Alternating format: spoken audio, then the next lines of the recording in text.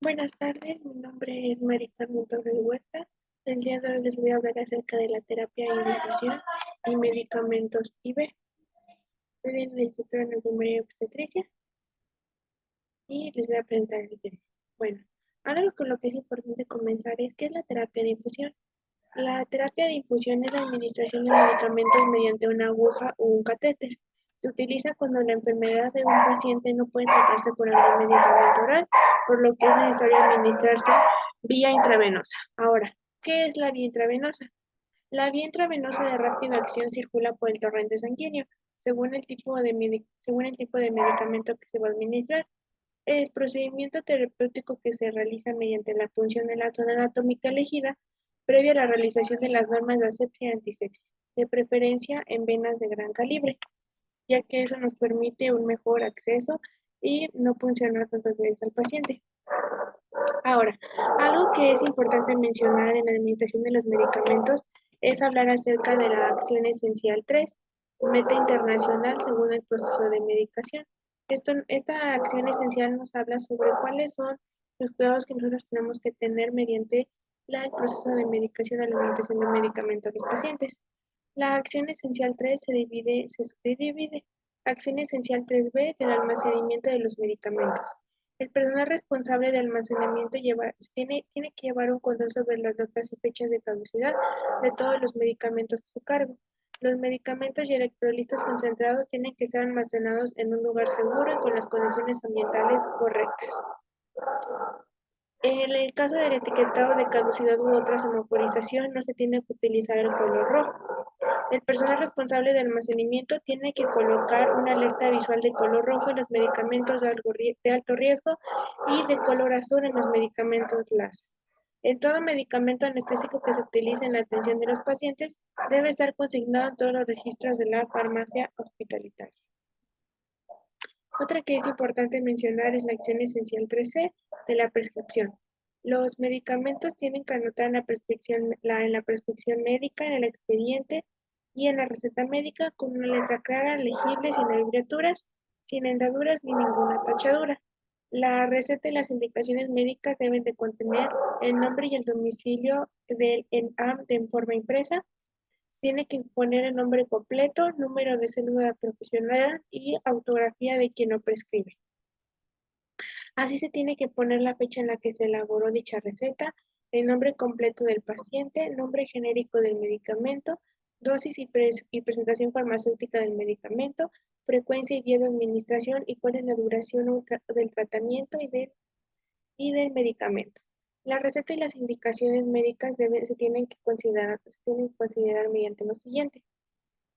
Deben contener indicaciones claras, completas para su administración. No tiene que tener correcciones que pudieran confundir al personal, paciente farmacéutico y no se tiene que utilizar abreviaturas en dosis, diagnóstico e indicaciones.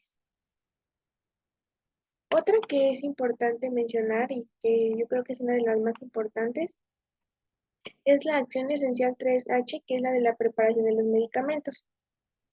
Solo el personal de salud que está autorizado podrá preparar los medicamentos y la producción de los biológicos.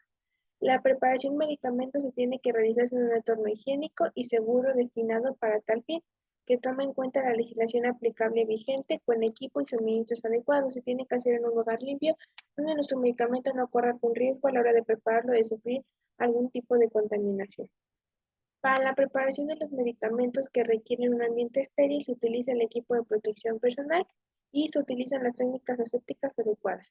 El personal tiene que estar capacitado sobre las técnicas asépticas para la preparación de los medicamentos. Para el caso de medicamentos anestésicos, opioides y anestésicos locales, intratectuales y epidurales, deberá de ser preferiblemente la presentación de una dosis unidosis o la presentación más pequeña garantizada. La preparación segura de medicamentos incluye al menos la verificación de los siguientes correctos de la preparación de los medicamentos. Que sea el medicamento correcto, que sea el paciente correcto, tenemos que verificar que el paciente sea el correcto para poder administrar el medicamento, que sea el medicamento correcto, que no sea algún otro medicamento el que le estamos administrando, sino que sea el medicamento que requiere nuestra paciente, la dosis correcta, que nosotros administremos la dosis correcta de medicamento que requiere nuestro paciente, no más ni menos. La vía correcta, tenemos que corroborar que sea la vía correcta, ya sea intramuscular, subcutánea o intradérmica. El horario correcto la tenemos que administrar en el horario establecido y no fuera de tiempo. Se tienen que etiquetar los medicamentos después de su preparación con los siguientes datos. Tenemos que poner los datos de identificación del paciente, su nombre completo y fecha de nacimiento. Tenemos que poner el nombre del medicamento, su dosis, su concentración, su vía y su dilución, la fecha y la hora en la que se preparó y la caducidad una vez preparado si es que se requiere. Otra que es importante mencionar es la acción esencial 3I de la administración. Solo el personal autorizado podrá administrar los medicamentos. No se administrarán medicamentos que carezcan de etiquetas o cuando estos no tengan alguna elegibilidad.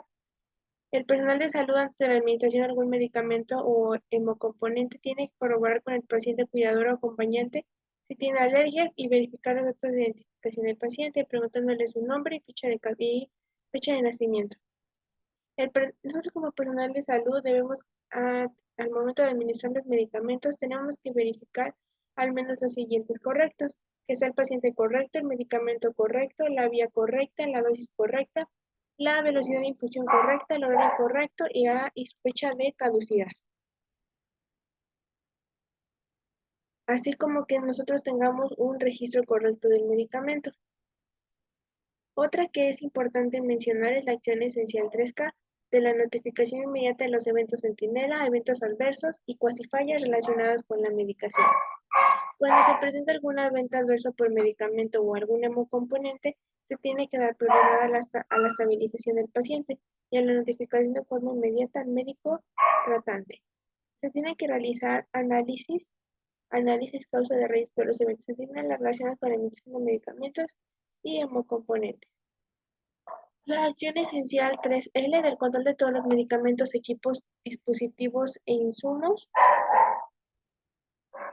Esta nos quiere decir que el EAM establecerá un protocolo para el control de todos los medicamentos, equipo biomédico e insumos que ingresan al establecimiento en apego a la norma vigente. Se prohíbe el trasvase, acción en todo de trasladar a un líquido de un recipiente a otro, de medicamentos o sustancias que se pretendan administrar al paciente por cualquier vía. Se prohíbe introducir en la organización medicamentos, equipos, dispositivos e insumos ajenos a la misma, que no hayan sido aprobados por algún mecanismo de control. El EAM establecerá un protocolo para el uso de medicamentos multidosis. Eso es lo que nos quiere decir la nueva acción esencial 3, que es la de seguridad en el proceso de medicación.